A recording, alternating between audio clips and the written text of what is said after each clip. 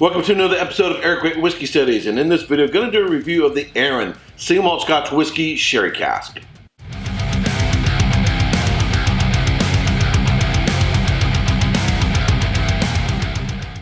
So I am really eclectic in my whiskey tastes. I love a bourbon cask, I love a sherry cask, I love a peated whiskey, but when I am in the mood for either a bourbon cask or a sherry cask or a bourbon cask that's peated or a sherry cask that's peated, I want something that really delivers. Something that's full of flavor, has a lot of range and development in it.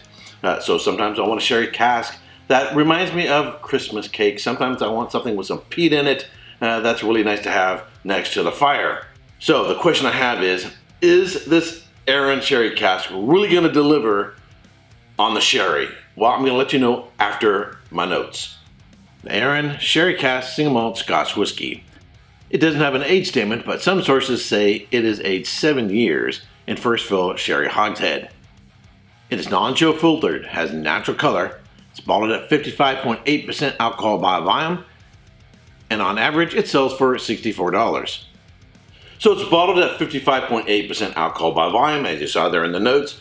And look at the color of this. I mean, seriously, that is some nice, dark, rich color, no added coloring, so you know that's all from the cask.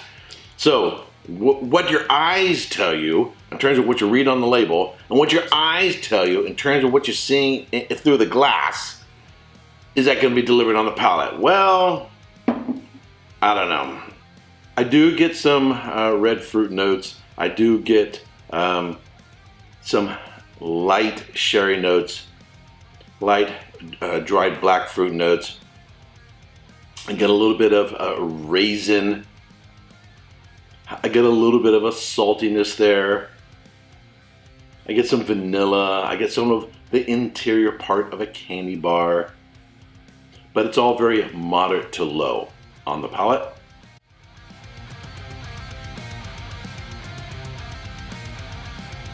Tried this neat. Tried this on with a little bit of water.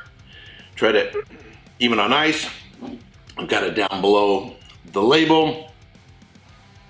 It's got dried black fruit notes, figs, dates, raisins, a little bit of caramel, a little bit of sort of a salty, savory barbecue rub. It has a decent delivery from the front into the middle into the finish. It's got a medium plus length finish, but all of these notes are very moderate, almost low to moderate. It's not a real kapow or really good strong delivery of a sherry cask. It's just sort of okay. Now, I'm not saying that every sherry cask single malt Scotch whiskey has to be a sherry bomb, but this lacks some real oomph and delivery and intensity of flavor of what I am looking for in a sherry cask whiskey. This is the Glenfarclas 105. It's a non-age statement, just as the Arran sherry cask is, bottled at 60% alcohol by volume. So the Arran sherry cask is 55.8. This is at 60, so it's a little bit higher in ABV. Similar in color, and you have those sort of caramel copper color.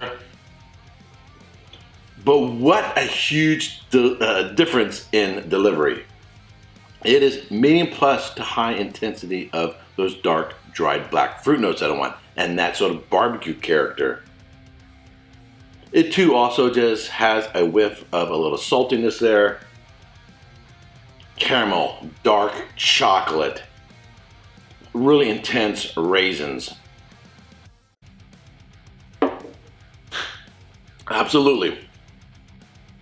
This is what I'm looking for when I'm looking for an affordable, high ABV, really richly, intensely flavored sherry cask whiskey.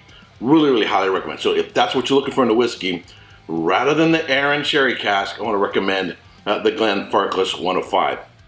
The problem is I shouldn't have to go to a different distillery to get something that is this rich in terms of sherry cask, because this is the Macklemore Fingals Cut Single Malt Scotch Whisky from Arran Distillery.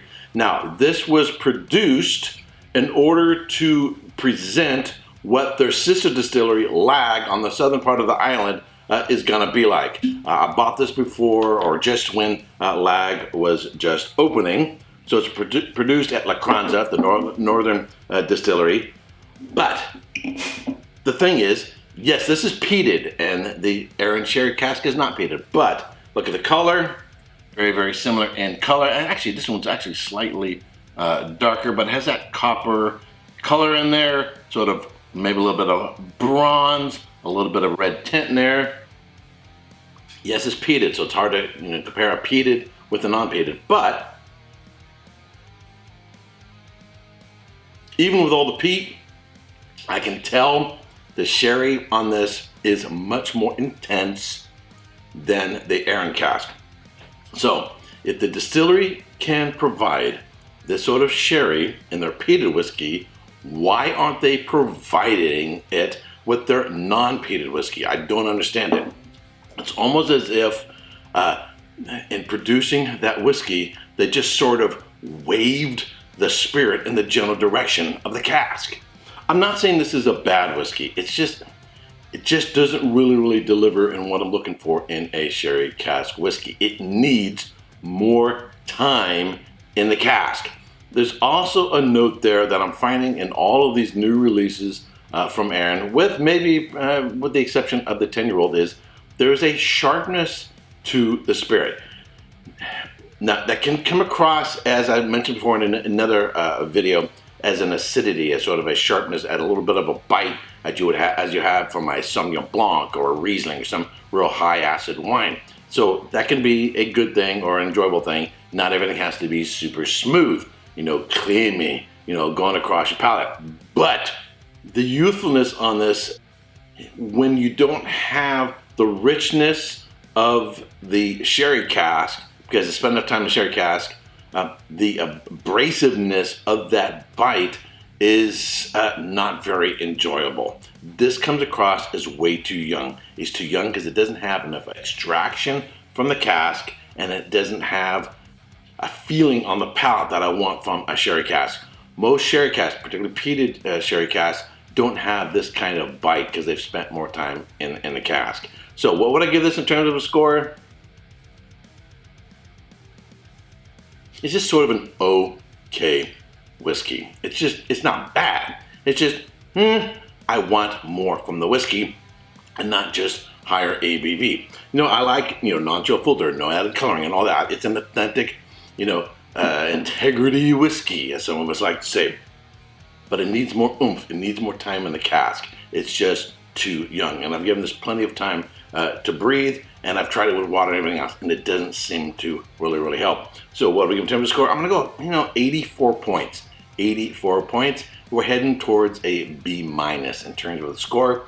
And in terms of the price and the ABV level, I would recommend going to the Glenfarclas 105. You're going to get more bang for your buck out of that whiskey. All right, that's it for this review. If you subscribe to this channel, I want to thank you very much. If you've not yet subscribed, but you like watching my videos, I would ask that you subscribe, ring the bell to be notified for when I go live or post a new video. Until next time, Slanjiva. Hey, don't forget to subscribe and check out these other whiskey videos.